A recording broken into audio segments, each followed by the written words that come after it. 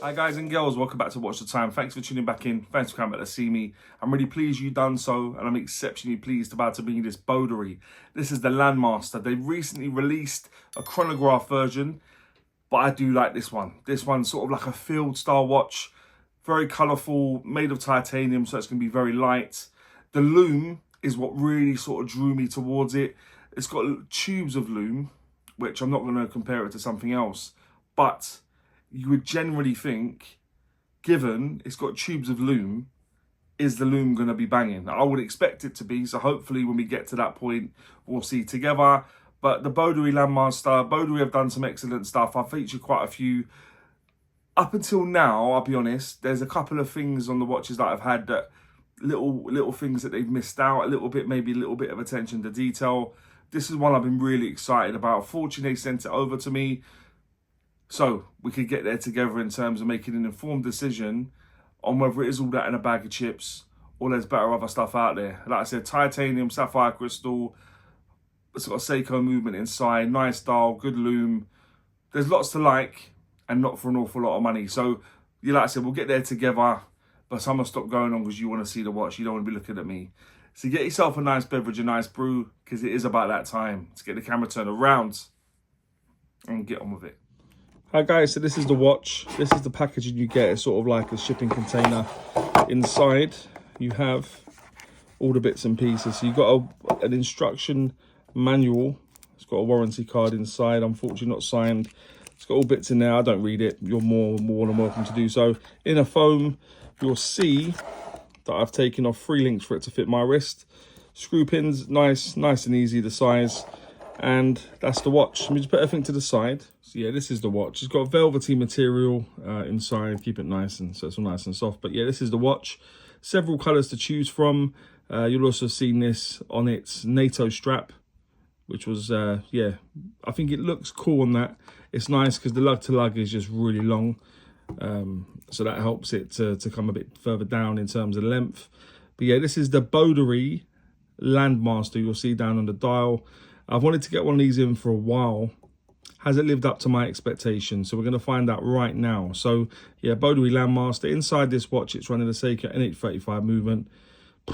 There is very little to say nowadays about this movement, guys. I feature this movement more than any other movement by far. It's the movement of choice. It's the dated movement from Seiko, 4R35 one in a Seiko watch.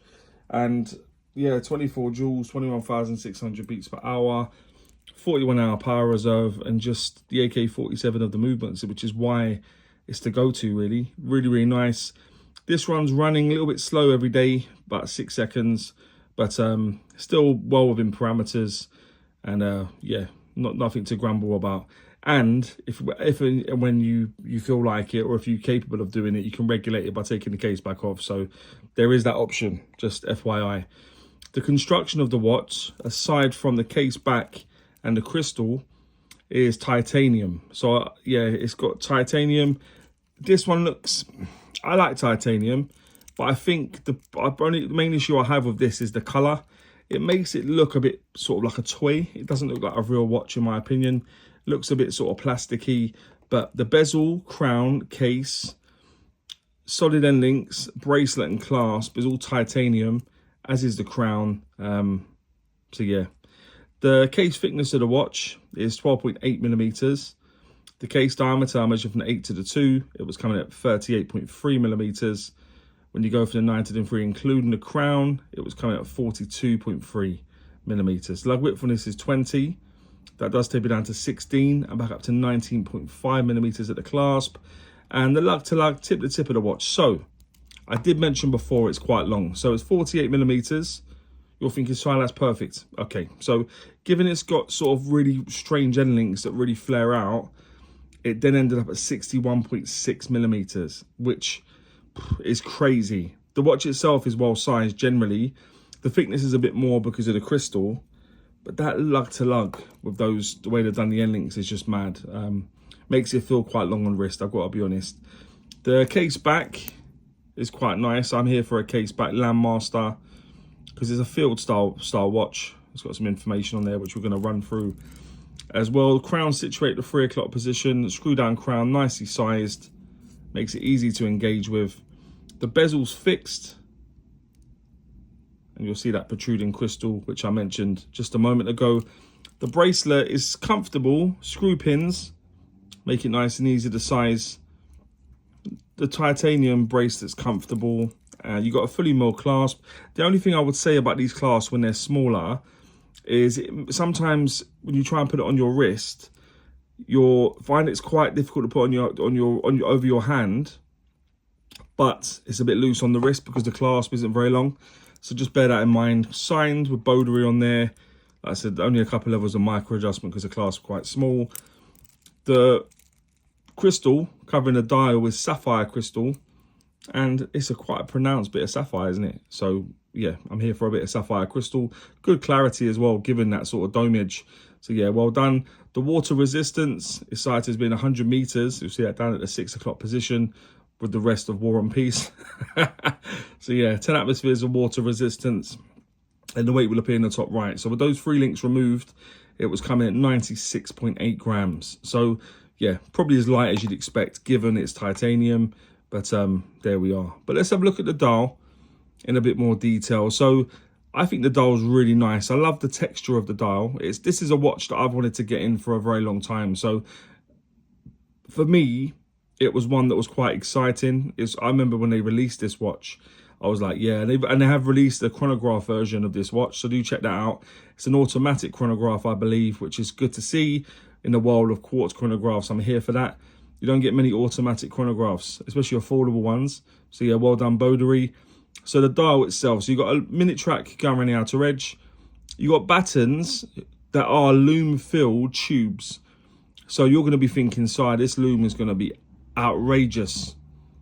I'm going to manage your expectations, but I'll talk about that in a moment. So yeah, you got the loom-filled tubes, a little bit smaller at the 3 o'clock position, which is where the date is. You got numerals inside of that from 1 to 12. Oftentimes with these sort of military-inspired watches, you have 24 hours, but they haven't done it here. You got Boderry printed onto the dial, just below the 12 o'clock position. And as I alluded to a moment ago, the War and Peace starts above the 6. So you got automatic, Landmaster, titanium, 100 meters. Did it have to be so much writing? Did it? I'm not sure. I like my dials to be a little bit cleaner. It doesn't look terrible where it's only 3 lines, I grant you. So there's much worse, but I'd like it to be a little bit less. You got the white you got the white with black writing for the date. Might have been nice to have it color matched. You got the red accent of the second hand and Landmaster inscript writing down at the 6. You got syringe style hands for the hour a minute. Good proportions. Generally, I suspect they touch just about where you want them to. Second hand a bit longer. And you're thinking, so you mentioned it a second ago, what's the loom saying? So, this, my friends, is the loom. So you have these tubes that are filled with loom. You're thinking, there is no way they can fail to have a very, very good loom on this watch. But some way, somehow, they still managed it. They still managed to not have very good loom on a watch where the loom, I would have expected it to be good. Not because of the price, not because of anything like that, but because of the fact there's tubes filled with loom. I would have just expected it to be good. But you know what they say when you assume, don't you? Yep. It makes an arse of you and me, and it definitely did on this, because this isn't the loom I was expecting. Disappointed in that, but I'll be honest, on the offset, I would say I was expecting a lot more. In terms of the NH35, where you can see it's unscrewed from the case, you pull it all the way out, it will hack. You put it back in, it will start back up again. If you turn it when it's in the position where it's just unscrewed from the case, you'll hear you can put a bit of juice into it. So what we'll do, I'm going to take it all the way out now, and we're going to scroll through and see when it changes. So 3-4 minutes to 12, that's fine. I'm going to scroll through now to the position I normally like to review, which is around here, because it allows you to see the whole dial. You see it hacks, but also now I know it's sort of almost 8 minutes past 8 in the morning on this watch. So when I put it out to the first position and I scroll the date through, I know it's in the safe position. Don't scroll through the date if the watch is between the hours of 8 PM and 4 AM. You could well break the movement. We know it's not the case there. And like I said, scroll through to when you find the date you want without throwing your camera over the room. And then what you can do is just screw it back up and jobs are good. And that's everything there. That's the dial, hands, indices, loom, movement. Let me just pop it on the wrist quickly, give you an idea of what it looks like on my wrist. One moment, guys. So this is what it looks like on my wrist. My wrist is a 7¼ inch wrist for your reference. And you'll see the length of the watch generally. That's crazy, isn't it? You can see the gap there because of it. Yeah, for me, it's just too much. It's just, the length is too long. But in terms of the watch itself, I think it looks a really beautiful piece. There is things that I really like about this watch. I think if they did another version, they could absolutely smash this. But still a watch I like, just a couple of things to change. But what do you all make of it? Okay, so guys and girls, that would now take me swiftly on to what I think is pants and pucker about the watch. If you ever watched before, you know I always start with pants. I like to go on a higher with pucker. So what I think is pants about the watch is there's more things than I wanted there to be honest. This is one that I've really been excited about. I like the look of it. It was a watch that I really was thinking to have in my collection. But there's 3 things I want to say. The lug to lug, that is outrageous. There's a bit of downturn, but on my wrist, it just feels a bit long on my wrist. And when you see the watch, it's not the biggest watch in the world. It doesn't have to have such a pronounced lug to lug. The loom, like many others, they're probably going to be expecting this loom to just be unbelievable, but it just isn't. It's just not.